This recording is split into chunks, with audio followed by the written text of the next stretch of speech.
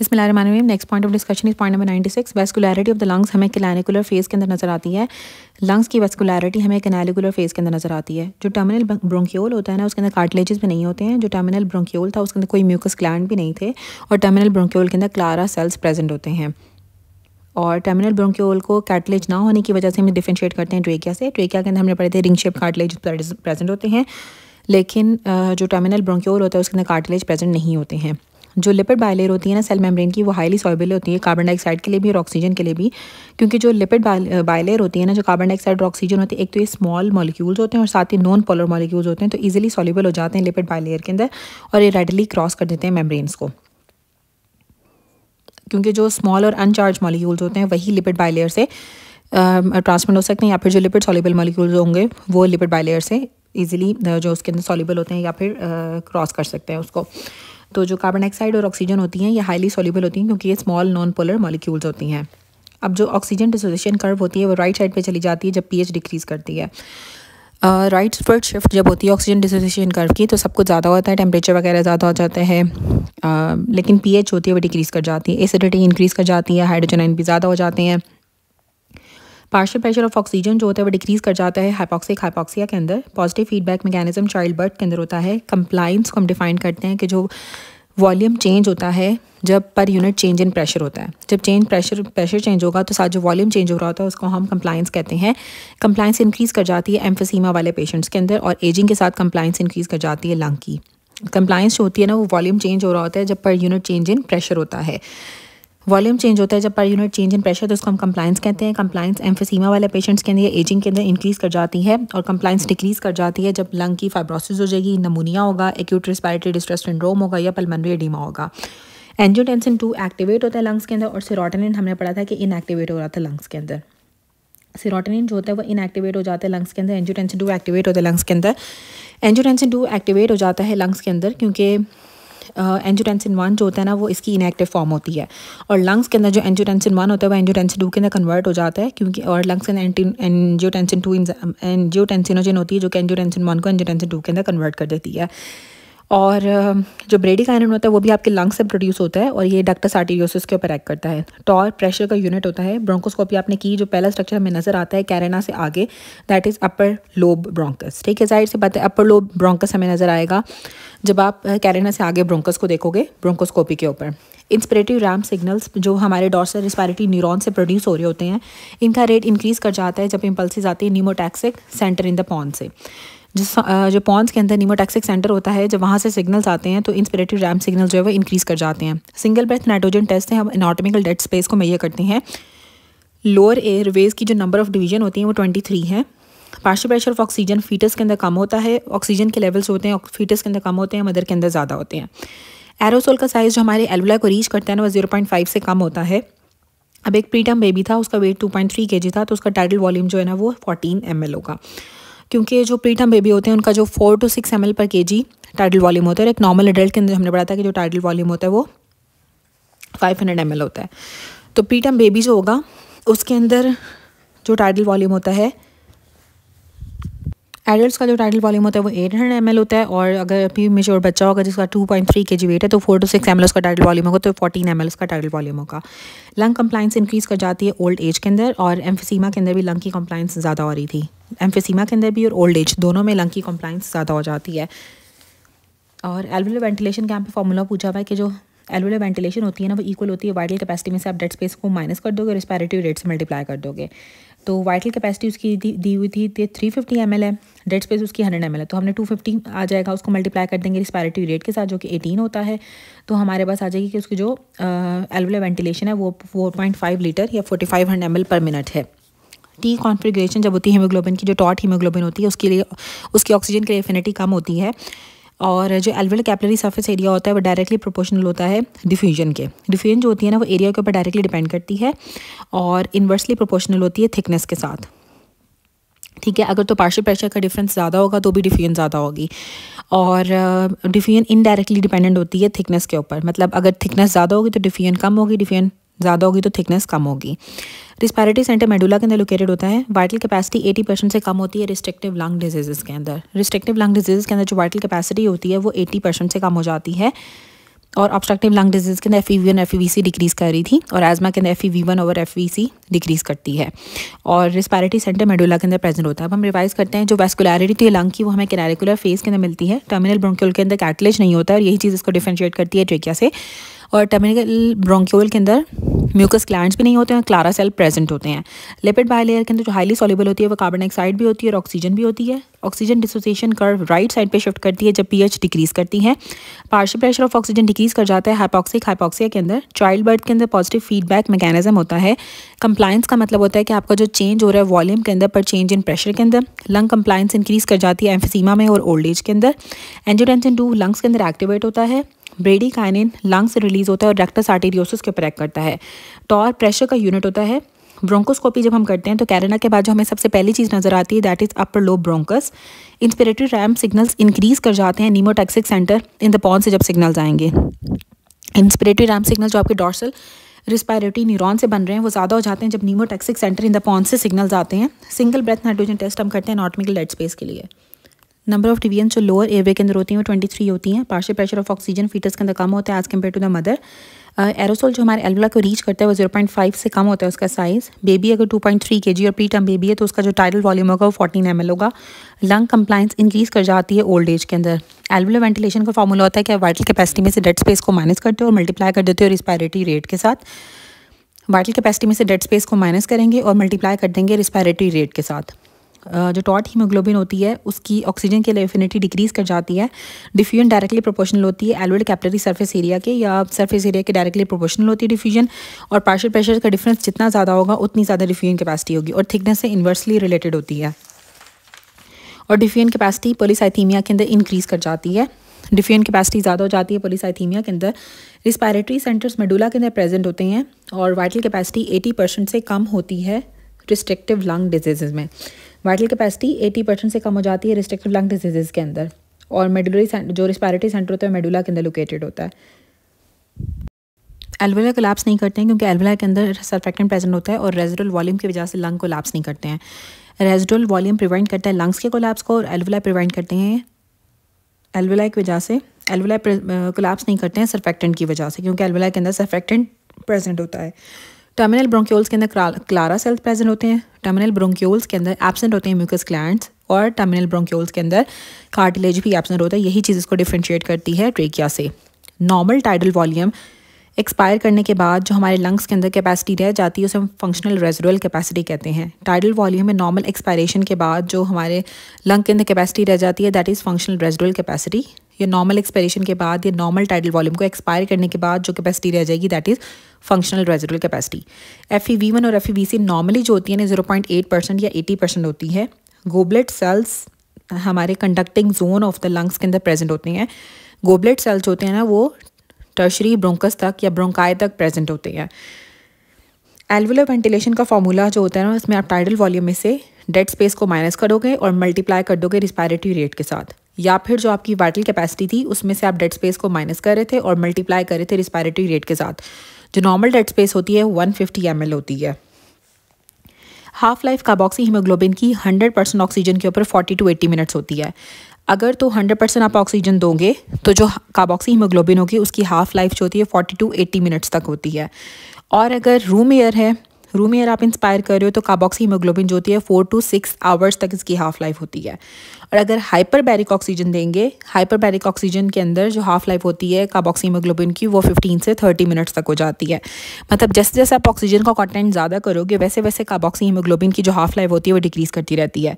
Room air के ऊपर 4 to 6 hours होती है। 100% ऑक्सीजन के ऊपर 40 to 80 मिनट्स होती है। हाइपरबैरिक ऑक्सीजन की वजह से 15 to 30 मिनट्स हो जाती है।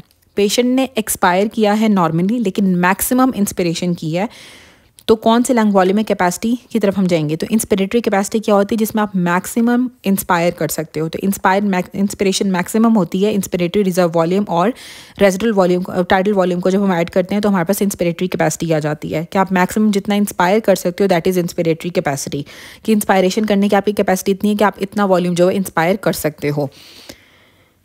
वो वॉल्यूम ऑफ लंग जो आपके लंग्स के अंदर ही रहता है आपकी फुल एक्सपायरेशन के बाद भी। आपने मतलब मैक्सिमम एक्सपायरेशन कर ली उसके बावजूद जो आपके लंग्स के अंदर वॉल्यूम ऑफ एयर रहेगा दैट इज़ रेजिडुअल वॉल्यूम ये 1200 ml या 1 लीटर होता है। जो ए ग्रेडियंट होता है वो हमारे पास 75 होता है, 75 से ज़्यादा होता है। ए ग्रेडियंट जो होता है ना वो 75 से ज़्यादा होता है।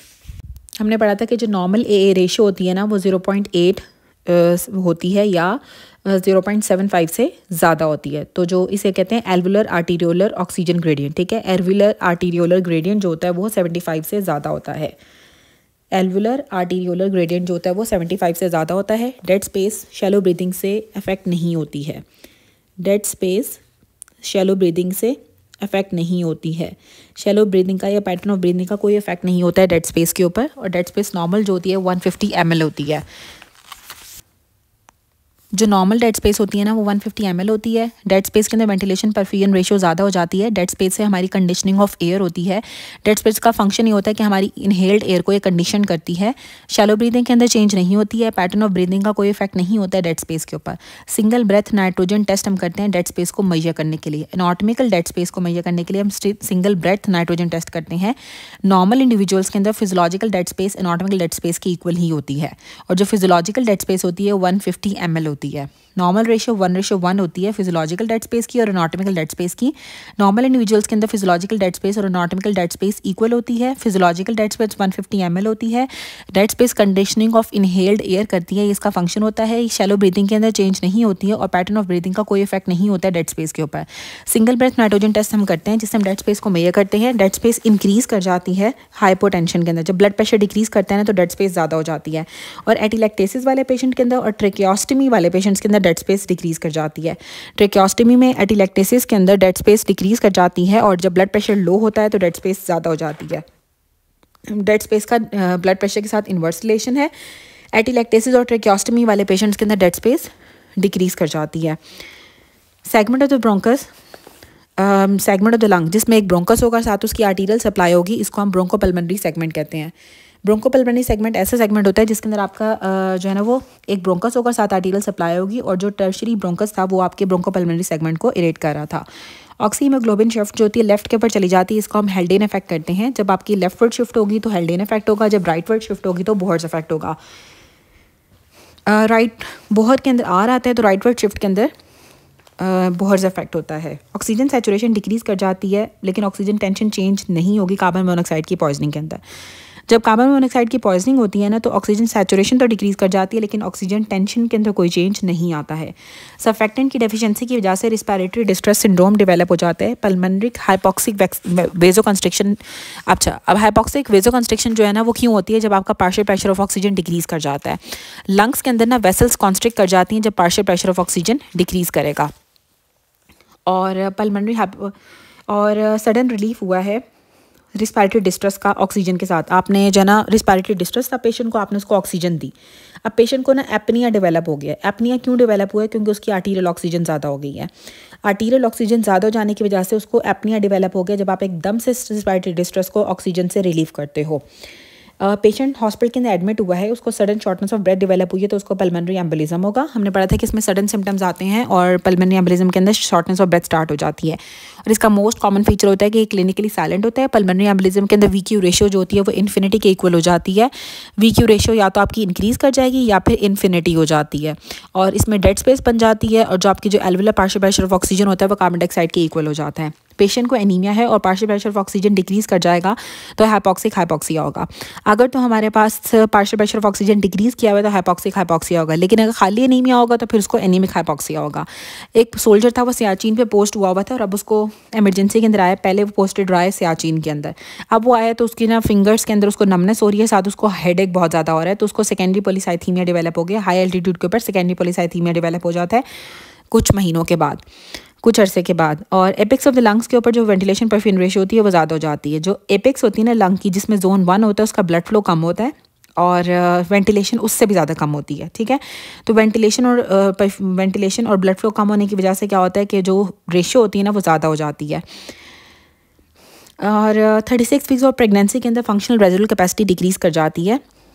थर्ड ट्राइमेस्टर के अंदर आपकी जो टोटल लंग कैपेसिटी होती है वो भी डिक्रीज़ कर जाती है और जो फंक्शनल रेजिडुअल कैपेसिटी होती है वो भी डिक्रीज़ कर जाती है। थर्ड ट्राइमेस्टर के अंदर जो टोटल लंग कैपेसिटी होती है ना वो भी डिक्रीज़ कर जाती है, फंक्शनल रेजिडुअल कैपेसिटी भी डिक्रीज़ कर जाएगी। हाई एल्टीट्यूड के ऊपर ऑक्सीजन एफिनिटी डिक्रीज़ कर जाती है। एपेक्स ऑफ द लंग्स के ऊपर वेंटिलेशन कम होती है। एपेक्स ऑफ द लंग्स के ऊपर वेंटिलेशन कम होती है। अब इसमें से कुछ पॉइंट्स हैं जो मैं आपको पहले रिवाइज करा देती हूँ कि जो प्रेगनेंसी होती है ना उसके अंदर आपकी मिनट वेंटिलेशन ज़्यादा हो जाती है।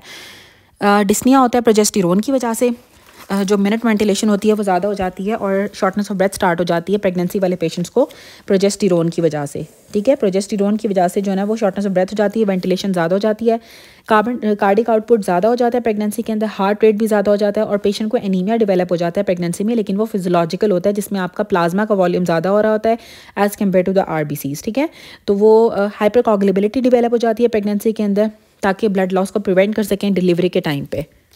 टाइडल वॉल्यूम ज़्यादा हो जाता है प्रेगनेंसी के अंदर, टोटल लंग कैपेसिटी डिक्रीज़ कर जाती है, आर्टीरियल कार्बन डाइऑक्साइड के लेवल जो होते हैं वो कम हो जाते हैं late phase of the pregnancy के अंदर, रेड सेल मास इंक्रीज़ कर जाता है, प्रोजेस्टेरोन की वजह से रिस्पायरेटरी वॉल्यूम ज़्यादा हो जाता है। प्रोजेस्टेरोन की वजह से एक तो डिस्निया भी होता है, मिनट वेंटिलेशन ज़्यादा हो जाती है और रेड सेल्स का वॉल्यूम रिस्पायरेटरी वॉल्यूम ज़्यादा हो जाता है प्रेगनेंसी के अंदर प्रोजेस्टेरोन की वजह से, और functional residual capacity third trimester के अंदर डिक्रीज़ कर जाती है और टोटल लंग कैपेसिटी भी डिक्रीज़ कर जाती है।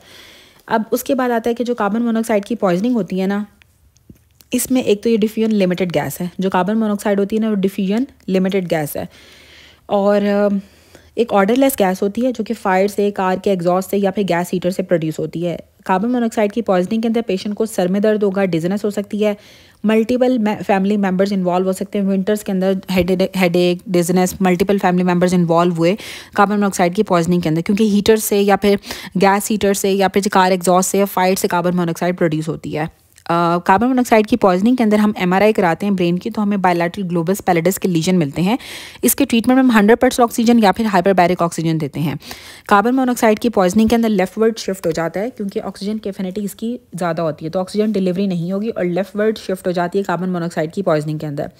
इसकी 200 टाइम्स एफिनिटी ज़्यादा होती है कि जो ऑक्सीजन से ज़्यादा होती है, कि कार्बन मोनोऑक्साइड जो होते हैं 200 टाइम्स ज़्यादा हीमोग्लोबिन के साथ बाइंड करती है। ऑक्सीजन सैचुरेशन ऑफ हीमोग्लोबिन को डिक्रीज़ कर देती है और ऑक्सीजन की एबिलिटी कि वो हीमोग्लोबिन के साथ बाइंड करे वो भी डिक्रीज़ कर देती है। टिश्यू जो होते हैं ना वो ऑक्सीजन को यूटिलाइज़ नहीं कर पाते हैं, हालांकि इतनी ऑक्सीजन होती है टिश्यूज़ के अंदर, ऑक्सीजन आ रही होती है, लेकिन टिश्यूज़ इसलिए नहीं यूटिलाइज़ कर पाते हैं क्योंकि जो ऑक्सीजन होती है वो हीमोग्लोबिन के साथ बाइंड नहीं होती है, और जो आर्टीरियल ऑक्सीजन सैचुरेशन होती है वो डिक्रीज़ कर जाती है without change in oxygen tension. ठीक है, कार्बन मोनोऑक्साइड की पॉइजनिंग के अंदर आपका जो आर्टीरियल ऑक्सीजन सैचुरेशन होती है ना वो डिक्रीज़ कर जाती है, लेकिन ऑक्सीजन टेंशन डिक्रीज़ नहीं करती है। हाइपर ऑक्सिया नहीं होता है कार्बन मोनोऑक्साइड की पॉइजनिंग के अंदर। कार्बन मोनोऑक्साइड की पॉइजनिंग के अंदर जो arterial partial pressure of oxygen होता है ना वो नॉर्मली रहता है, हाइपर ऑक्सिया नहीं होता है। कार्बन मोनोऑक्साइड की पॉइजनिंग के अंदर हाइपर ऑक्सिया नहीं होता है क्योंकि पार्शियल प्रेशर ऑफ ऑक्सीजन जो होता है ना वो नॉर्मल ही रहता है। ठीक है, यहाँ पे पहले MCQ दिया हुआ था कि हाइपर ऑक्सिया क्यों नहीं होता है, क्योंकि पार्शियल प्रेशर ऑफ ऑक्सीजन जो होता है ना वो नॉर्मल रहता है, जिसकी वजह से हाइपर ऑक्सिया नहीं होता है कार्बन मोनोऑक्साइड की पॉइजनिंग के अंदर। अब कार्बन मोनोऑक्साइड एक ऑर्डरलेस गैस है जो कि headache, dizziness, multiple family members involve होते हैं, फायर या गैस एग्जॉस्ट के अंदर होती है। ये डिफ्यूजन लिमिटेड गैस होती है। इसकी वजह से MRI के ऊपर हमें बायलैटरल ग्लोबस पैलिडिस के लीजन मिलेंगे। इसके ट्रीटमेंट में हम 100% ऑक्सीजन या हाइपरबैरिक ऑक्सीजन देते हैं। लेफ्टवर्ड शिफ्ट कर जाती है हीमोग्लोबिन डिसोसिएशन कर्व, और जो हीमोग्लोबिन के साथ बाइंड करती है 200 टाइम्स से ज़्यादा एफिनिटी होती है इसकी हीमोग्लोबिन के साथ बाइंड करने की। ऑक्सीजन सैचुरेशन हीमोग्लोबिन की डिक्रीज़ कर जाती है, ऑक्सी हीमोग्लोबिन बेसिकली डिक्रीज़ कर जाएगी, और जो ऑक्सीजन की एबिलिटी होती है ना कि वो हीमोग्लोबिन के साथ बाइंड करे वो भी डिक्रीज़ कर जाती है। टिश्यूज़ जो होते हैं ऑक्सीजन को यूटिलाइज़ नहीं कर पाते हैं, हालांकि ऑक्सीजन प्रेजेंट है फिर भी नहीं यूटिलाइज़ कर पाते हैं। आर्टीरियल ऑक्सीजन सैचुरेशन डिक्रीज़ कर जाती है लेकिन ऑक्सीजन टेंशन डिक्रीज़ नहीं करती है, और हाइपर ऑक्सिया नहीं होता है कार्बन मोनोऑक्साइड की पॉइजनिंग के अंदर क्योंकि arterial partial pressure of oxygen normal ही रहता है। अब जो पार्शियल प्रेशर ऑफ ऑक्सीजन होता है ना वो डिक्रीज़ कर जाता है हाइपर वेंटिलेशन के अंदर, हाई एल्टीट्यूड के ऊपर जब बहुत तेज़ी से हम सांस लेते हैं तो भी partial pressure of oxygen decrease कर जाता है। हाई एल्टीट्यूड पे डिक्रीज़ कर जाता है पार्शियल प्रेशर ऑफ ऑक्सीजन, और पार्शियल प्रेशर ऑफ ऑक्सीजन को जो है ना पैराफिल कीमोरिसेप्टर्स जो है डिटेक्ट करते हैं। डिक्रीज़ जब करेगा ना पार्शियल प्रेशर ऑफ ऑक्सीजन तो उसको पैराफिल कीमोरिसेप्टर्स डिटेक्ट करते हैं। हाइपोक्सिया के अंदर भी partial pressure of oxygen decrease कर जाता है, और partial pressure of oxygen fetus के अंदर कम होता है as compare to the mother. अब जो पॉलीसाइथीमिया होता है ना वो 3 तरह का होता है। एक पॉलीसाइथीमिया रबरा वैरा होता है, एक सेकेंडरी पॉलीसाइथीमिया होता है, एक होता है रिलेटिव पॉलीसाइथीमिया या अपैरेंट पॉलीसाइथीमिया जिसको हम गेज बॉक्स सिंड्रोम भी कहते हैं। अब जो सेकेंडरी पॉलीसाइथीमिया था ना ये हाइपॉक्सिया की वजह से होता है, ठीक है। और हाई एल्टीट्यूड पे जब पेशेंट कोई जाता है, कोई बंदा अगर हाई एल्टीट्यूड के ऊपर जाएगा या उसको अगर कार्डिक डिजीज़ है या उसको कोई पल्मोनरी डिजीज़ और हाई एल्टीट्यूड के ऊपर जा रहा है तो सेकेंडरी पॉलीसाइथीमिया डेवलप हो जाता है। और किडनी डिजीज़ वाले पेशेंट्स के अंदर, एब्नॉर्मल हीमोग्लोबिन वाले पेशेंट्स के अंदर, एरिथ्रोपोइटिन सिक्रेटिन वाले ट्यूमर के अंदर और एरिथ्रोपोइटिन अगर ज़्यादा हो रहा है तो उसकी वजह से भी सेकेंडरी पॉलीसाइथीमिया हो जाएगा। इसमें फेशियल प्लैथरा होता है। रीनल सेल कार्सिनोमा के अंदर पॉलीसाइथीमिया हो जाता है। और अगर सोल्जर कोई सियाचिन से आया है, मतलब हाई एल्टीट्यूड से आया तो उसके अंदर भी सेकेंडरी पॉलीसाइथीमिया डेवलप हो जाता है। अब पॉलीसाइथीमिया के अंदर बेसिकली क्या होता है, एक तो पल्मोनरी कैपिलरीज की जो डिफ्यूजन कैपेसिटी होती है वो इंक्रीज़ कर जाती है। पैक सेल वॉल्यूम जो होता है वो आपका 60% हो जाता है। पेशेंट को हेडेक होगा, साथ पेरिफेरल साइनोसिस हो सकती है, ठीक है। पेरिफेरल साइनोसिस होगी, हेडेक होगा, लिम्फोसाइट्स इसके अंदर नॉर्मली रहते हैं, फेशियल कंजेशन या प्लेथरा होगा, रेड ब्लड सेल्स का मैस इंक्रीज़ कर जाता है और पेशेंट को स्प्लीनोमेगाली भी होती है। अब जो पॉलीसाइथीमिया रबरा वैरा होता है ना उसमें एरिथ्रोपोइटिन की डेफिशिएंसी की वजह से पॉलीसाइथीमिया रबरा वैरा होता है। बोन मैरो आपकी हाइपर सेलुलर हो जाती है, प्लाज्मा वॉल्यूम ज़्यादा हो जाता है। और जो रिलेटिव पॉलीसाइथीमिया होता है ना वो स्ट्रेस इंड्यूस्ड होता है, या जो अपैरेंट पॉलीसाइथीमिया वो बर्न्स के अंदर हो सकता है, डिहाइड्रेशन में हो सकता है, जिसमें रेड सेल मैस तो नॉर्मल रहते हैं लेकिन प्लाज्मा डिक्रीज कर जाता है। और मिडिल एज मैन अगर कोई हाइपरटेंसिव है, स्मोकर है, ओबीज है तो उसके अंदर रिलेटिव या अपैरेंट या गेज बॉक्स सिंड्रोम या फिर अपैरेंट पॉलीसाइथीमिया डेवलप हो जाएगा। अब ये रिवाइज कर लेते हैं कि जो सर्फेक्टेंट की डेफिशिएंसी की वजह से एक तो लंग्स कोलैप्स कर जाएंगे, ठीक है। तो एल्वुला को कोलैप्स करने से प्रिवेंट करता है, that is surfactant. Clara cells terminal bronchioles के अंदर प्रेजेंट होते हैं। Functional residual capacity normal tidal volume का एक्सपायर करने के बाद हमारे लंग्स के अंदर फंक्शनल रेजिडुअल कैपेसिटी होती है। नॉर्मल जो FeV1 FeVC होती है 0.8 होती है। गोबलेट सेल्स कंडक्टिंग जोन्स तक प्रेजेंट होते हैं। एल्वुलर वेंटिलेशन का फॉर्मूला है कि आप टाइडल वॉल्यूम में से डेड स्पेस को माइनस कर दोगे, मल्टीप्लाई करोगे रिस्पायरेटरी रेट से और नॉर्मल डेड स्पेस आपकी 150 ml होती है। हाफ लाइफ कार्बोक्सी हीमोग्लोबिन की 100% ऑक्सीजन के ऊपर 40 to 80 मिनट्स होती है। और इंस्पायर्ड एयर मैक्सिमली जो हम इंस्पायर करते हैं दैट वो हमें इंस्पायरेटरी कैपेसिटी के बारे में बताती है। फुल एक्सपायरेशन के बाद जो वॉल्यूम हमारे लंग्स के अंदर रहता है that is residual volume. AA ratio जो होती है वो 75 से ज़्यादा होती है। एल्वुलर आर्टीरियोलर रेशियो 75 से ज़्यादा होती है। डेड स्पेस शैलो ब्रीदिंग से अफेक्ट नहीं होती है। ब्रोंकोपल्मोनरी सेगमेंट ऑफ लंग होता है जिसमें एक ब्रोंकस आता है और साथ आर्टीरियल सप्लाई भी उसकी होगी और टर्शरी ब्रोंकस इसको इरेट करता है। ऑक्सी हीमोग्लोबिन लेफ्ट की तरफ शिफ्ट कर जाती है, इसे हम हेल्डेन अफेक्ट करते हैं। ऑक्सीजन सैचुरेशन डिक्रीज़ करती है लेकिन ऑक्सीजन टेंशन डिक्रीज़ नहीं करती है कार्बन मोनोऑक्साइड की पॉइजनिंग में। सर्फेक्टेंट की डेफिशिएंसी की वजह से रिस्पायरेटरी डिस्ट्रेस सिंड्रोम डेवलप हो जाता है। हाइपॉक्सिक वेजोकंस्ट्रिक्शन के अंदर पार्शियल प्रेशर ऑफ ऑक्सीजन जब कम होगा तो हाइपॉक्सिक वेजोकंस्ट्रिक्शन हो जाती है। पल्मोनरी कैपिलरीज के अंदर वेजोकंस्ट्रिक्शन हो जाती है। पल्मोनरी वास्कुलेचर के अंदर वेजोकंस्ट्रिक्शन हो जाती है।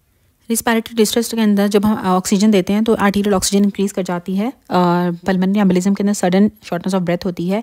Partial pressure of oxygen decrease कर जाता है हाइपॉक्सिया के अंदर। सियाचिन पे अगर पोस्टेड होगा कोई पर्सन, उसको नमनेस और हेडेक हो रहा है तो सेकेंडरी पॉलीसाइथीमिया डेवलप हो जाएगा।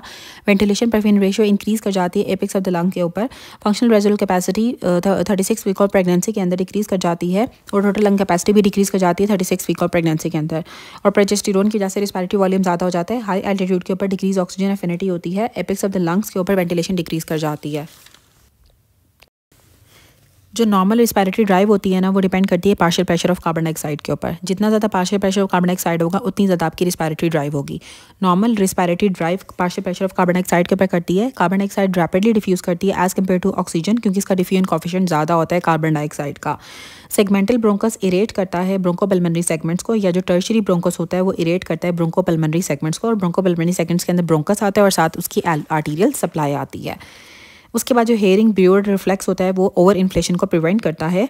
और कार्बन डाइऑक्साइड जो हमारे प्लाज्मा के अंदर डिजॉल्व होती है 45 मिलीमीटर ऑफ मर्करी प्रेशर के ऊपर दैट इज़ 2.7%। हीमोग्लोबिन अगर आपका 10 ग्राम है, ऑक्सीजन सैचुरेशन अगर 90% है तो partial pressure of oxygen 60 millimetre of mercury है तो हम ऑक्सीजन कंटेंट को फाइंड आउट करेंगे। जो एक हीमोग्लोबिन का मॉलिक्यूल होता है ना वो बाइंड करते हैं 1.34 मॉलिक्यूल्स ऑफ ऑक्सीजन के साथ। तो आपने 10 ग्राम हीमोग्लोबिन है तो 10 को मल्टीप्लाई कर देंगे 1.34 के साथ तो हमारे पास 13.4 इसका आंसर आ जाएगा। डिस्निया डेवलप होगा तो पल्मोनरी एम्बोलिज्म के अंदर ऑक्सीजन कंटेंट जो होगा 13.4 होगा। पार्शियल प्रेशर ऑफ ऑक्सीजन अगर डिक्रीज करेगा हाइपोक्सिक बात यह है कि वेंटिलेशन जो होती है ना एल्वुलाई की अगर वो स्टॉप हो जाए, जैसे कि पल्मोनरी एम्बोलिज्म के अंदर जब वेंटिलेशन स्टॉप हो जाती है तो जो वेंटिलेशन जब एयरवे ऑब्स्ट्रक्शन के अंदर, क्योंकि जो परफ्यूम होती है वो स्टॉप होती है पल्मोनरी एम्बोलिज्म के अंदर और एयरवे ऑब्स्ट्रक्शन के अंदर वेंटिलेशन स्टॉप हो जाती है। जब वेंटिलेशन स्टॉप होगी तो जो और apex of the lungs partial pressure of oxygen होता है ब्लड के अंदर वो मिक्स्ड वीनस ब्लड के इक्वल हो जाता है। कैप्नोग्राम हमें बताता है कि जब उसकी बेसलाइन इंक्रीज कर जाती है ना या बेसलाइन के अंदर राइज आता है तो इसका मतलब है कि रीब्रीदिंग हुई है, दोबारा से ब्रीदिंग हुई है। राइज इन बेसलाइन से हमें रीब्रीदिंग के बारे में पता चलता है। एल्वुलाई ड्राई रहते हैं सर्फेक्टेंट की वजह से। लंग की बेस के ऊपर परफ्यूजन ज़्यादा होती है क्योंकि लंग की बेस पे ब्लड फ्लो ज़्यादा होता है। वेरी स्मॉल पार्टिकल जो रिस्पायरेटरी ट्रैक के अंदर होते हैं उसको हम फेगोसाइटोसिस से क्लियर करते हैं। बेस मेम्ब्रेन जो होती है लंग की एल्वुलाई के अंदर वो सेपरेट करती है एपिथेलियम को एंडोथेलियम से एल्वुलर वॉल के अंदर। एपिथेलियम और एंडोथेलियम के दरमियान में बेसमेंट मेम्ब्रेन होती है एल्वुलाई में। हाईएस्ट ऑक्सीजन टेंशन जो होती है वो पल्मोनरी कैपिलरीज के अंदर होती है। सर्फेक्टेंट की डेफिशिएंसी की वजह से सरफेस टेंशन ज़्यादा हो जाती है, कंप्लायंस डिक्रीज कर जाती है। क्वाइट ब्रीदिंग के अंदर जो हम एनर्जी यूज़ करते हैं दैट इज़ 5%, 2 to 5% यूज़ होती है। 2% is better option as compare to the 5%। Diameter of bronchi या ब्रोंक्यूल्स होता है वो मेनली डिपेंड करता है सिम्पैथेटिक नर्वस सिस्टम के ऊपर। सिम्पैथेटिक नर्वस सिस्टम हमारे ब्रोंक्यूल्स और ब्रोंकाई के डायमीटर को कंट्रोल करता है। Physiological dead space anatomical dead space के इक्वल होती है नॉर्मल एडल्ट्स के अंदर और नॉर्मल जो होती है 150 ml होती है। जो लेफ्टवर्ड ऑक्सीजन डिसोसिएशन कर्व होती है इसमें पीएच इंक्रीज कर जाती है और हाइपरथायरॉयडिज्म के अंदर लेफ्टवर्ड शिफ्ट नहीं होती है। हेल्डेन इफेक्ट भी लेफ्टवर्ड शिफ्ट के अंदर होता है और partial pressure of carbon dioxide decrease कर जाता है लेफ्टवर्ड के अंदर। लेफ्टवर्ड के अंदर सब कुछ डिक्रीज करेगा, सिर्फ पीएच ज़्यादा होती है। फिजियोलॉजिकल शंट जो होते हैं इसमें वेंटिलेशन परफ्यूम रेशियो आपकी 0 हो जाती है क्योंकि वेंटिलेशन 0 की something over 0 is 0। Airway obstruction के अंदर फिजियोलॉजिकल शंट हमें मिलता है और जो पार्शियल प्रेशर ऑफ ऑक्सीजन होगा मिक्स वीनस ब्लड के इक्वल हो जाएगा।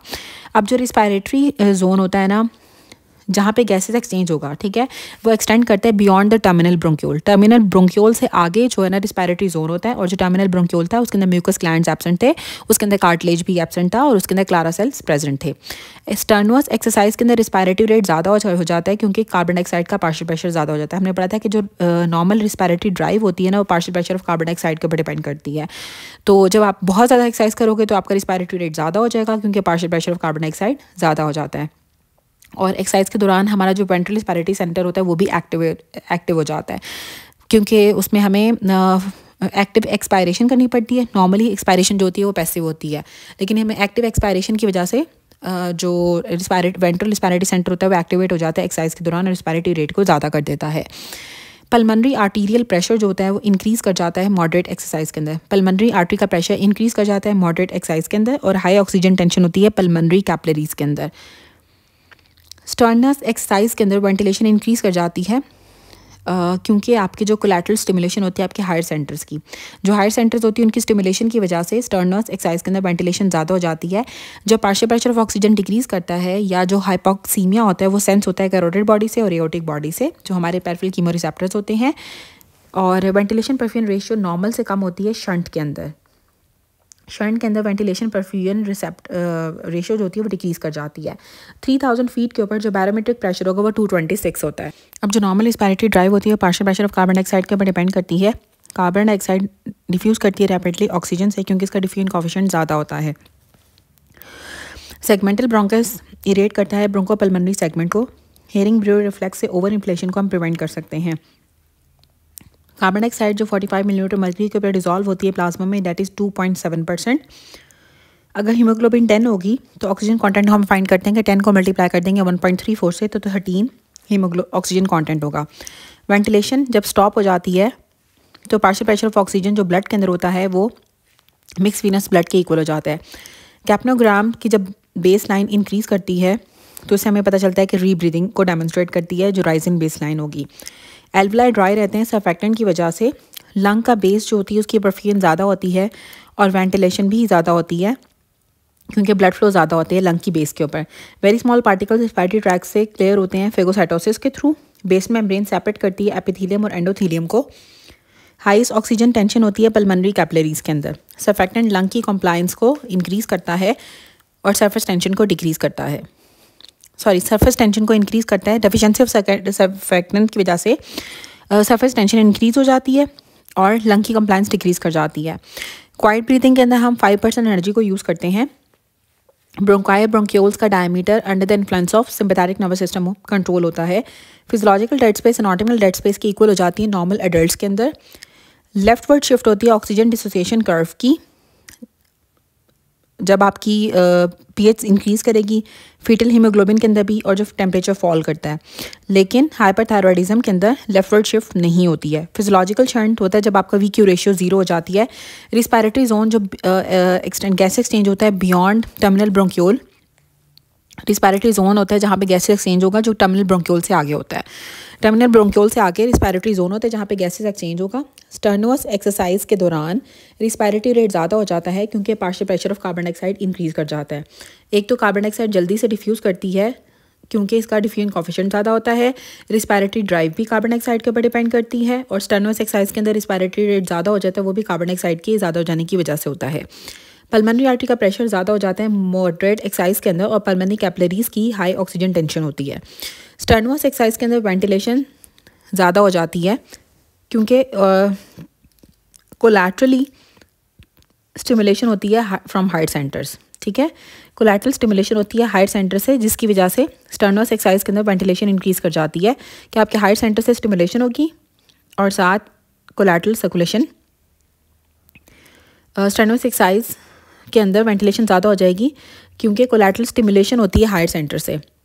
हाइपोक्सीमिया हो जाता है, कैरोटिड बॉडी को सेंस करता है हाइपोक्सीमिया। ठीक है, कैरोटिड बॉडी सेंस करती है hypoxaemia. Partial pressure of oxygen अगर कम होगा तो कैरोटिड बॉडी या पेरिफेरल केमोरिसेप्टर्स को सेंस करते हैं। वेंटिलेशन परफ्यूजन रेशियो नॉर्मल से कम हो जाती है शंट के अंदर, फिजियोलॉजिकल शंट के अंदर 0 हो जाती है। 3000 फीट के ऊपर बैरोमेट्रिक प्रेशर 226 होता है।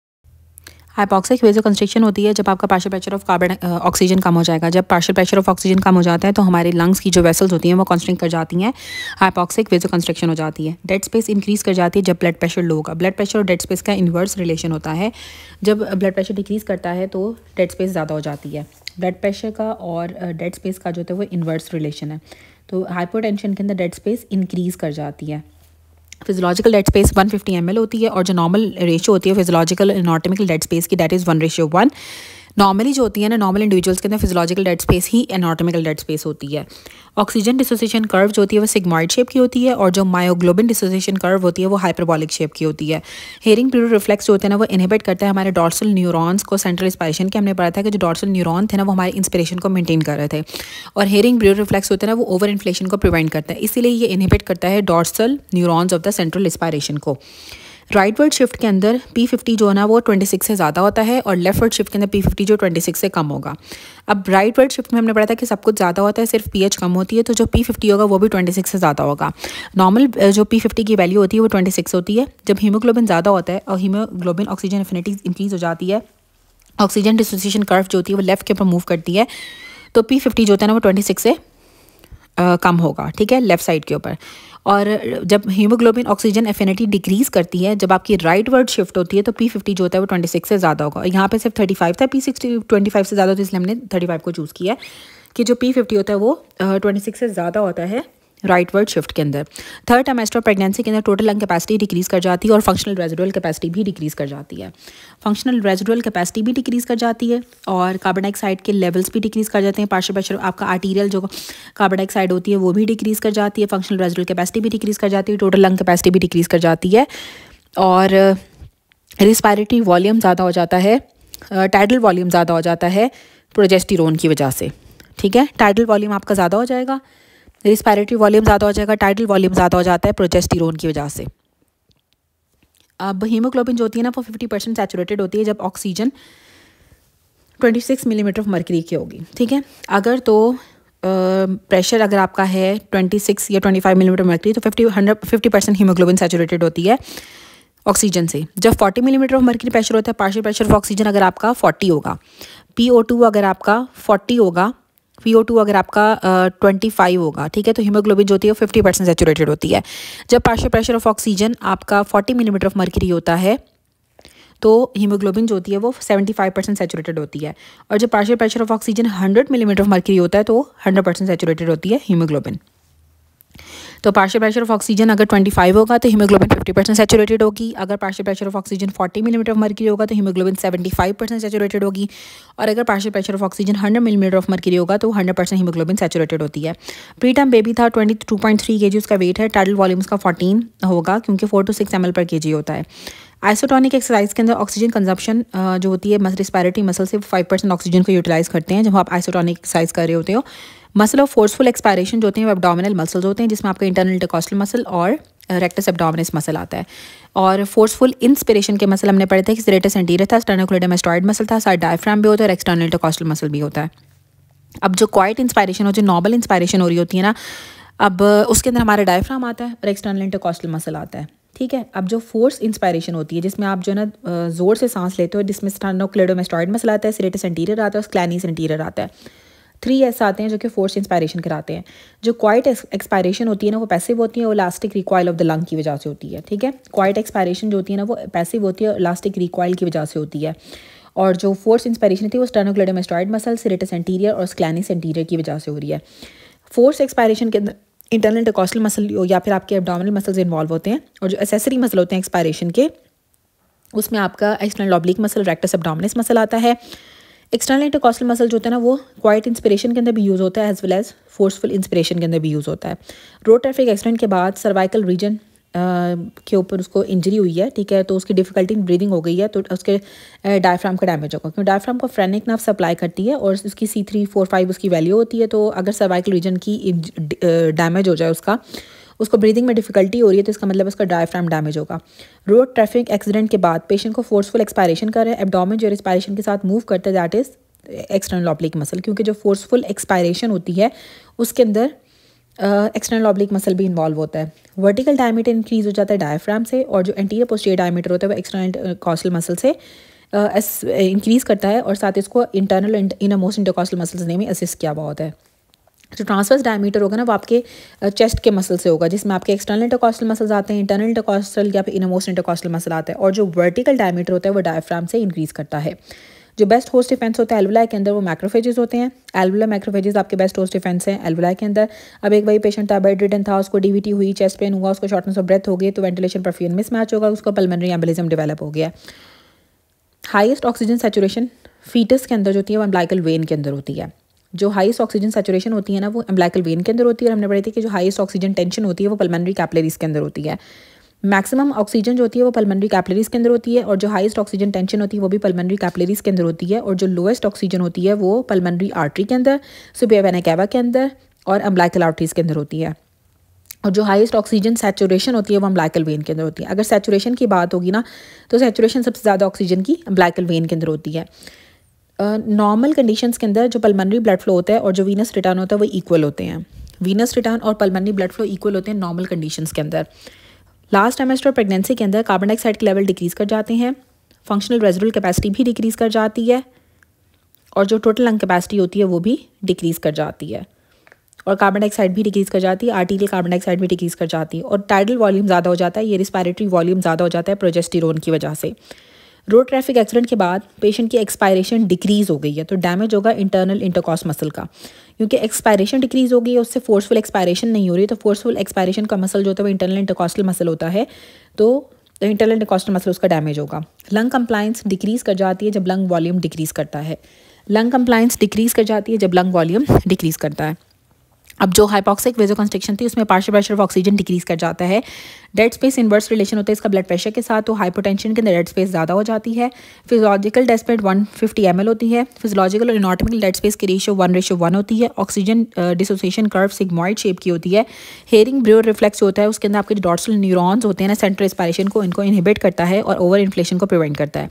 P50 राइट वर्ड शिफ्ट के अंदर 26 से ज़्यादा होगी और लेफ्ट वर्ड शिफ्ट के अंदर 26 से कम होगी। प्रेगनेंसी के थर्ड ट्राइमेस्टर के अंदर टोटल लंग कैपेसिटी डिक्रीज़ कर जाती है, फंक्शनल रेजिडुअल कैपेसिटी डिक्रीज़ कर जाती है, आर्टीरियल कार्बन डाइऑक्साइड भी डिक्रीज़ कर जाएगा। पार्शियल प्रेशर ऑफ ऑक्सीजन अगर 50 मिलीमीटर ऑफ मर्करी है, 40 मिलीमीटर ऑफ मर्करी है तो 75% आपकी हीमोग्लोबिन सैचुरेटेड होगी। अगर तो हीमोग्लोबिन आपकी 50% सैचुरेटेड है तो पार्शियल प्रेशर ऑफ ऑक्सीजन जो होगा वो 25 या 26 मिलीमीटर ऑफ मर्करी होगा। प्रीटर्म बेबी का जो टाइडल वॉल्यूम होता है वो 14 ml होगा आइसोटोनिक एक्सरसाइज के दौरान ऑक्सीजन कंजप्शन 5% होती है।